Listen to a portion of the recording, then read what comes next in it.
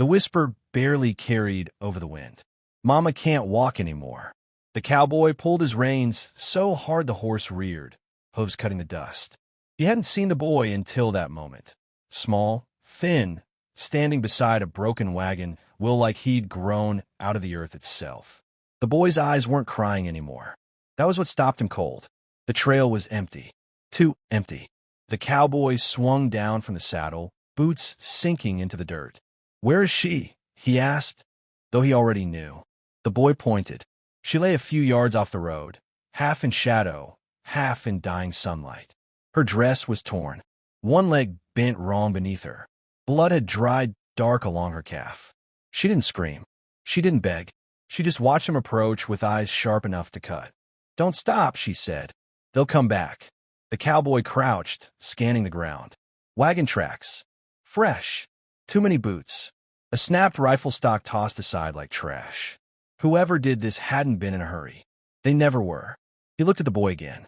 The child stood between him and the woman now, like a wall made of bones and courage. "How long?" the cowboy asked. "All day," the boy whispered. The sun was already sinking. Night would bring cold, and men who liked the dark. The woman clenched her jaw as the cowboy tested her leg. The break was bad. She hissed, but didn't cry. "Just take him," she said, nodding toward her son. "He can walk." The boy shook his head fiercely. "I ain't leaving Mama." The cowboy exhaled slow. He'd ridden past scenes like this before. Everyone out here had. It was how you survived, by not stopping. He lifted her anyway. She screamed then. Just once. He set her gently across the saddle, tying her steady with rope. The boy climbed up in front, clutching the horn with white knuckles. The horse shifted, uneasy. That's when the sound came. Hoofbeats. 3 riders crested the rise behind them, rifles slung loose, silhouettes sharp against the red sky. One of them laughed. The cowboy turned his horse around instead of running. Gunfire cracked the air. Dust jumped. The boy buried his face. The woman clutched the saddle. The cowboy fired once. Then again. When the smoke cleared, 2 riders fled. One didn't move at all. Silence returned, heavier than before. They rode through the night.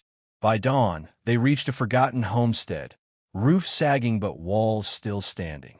The cowboy set her leg, splinting it by firelight while she bit down on her sleeve. The boy finally slept, curled against her side. As the sun rose, she looked at the cowboy. "Why'd you stop?" He stared at the boy, breathing softly. "Because once," he said, voice low, "someone didn't. This time, when he mounted up,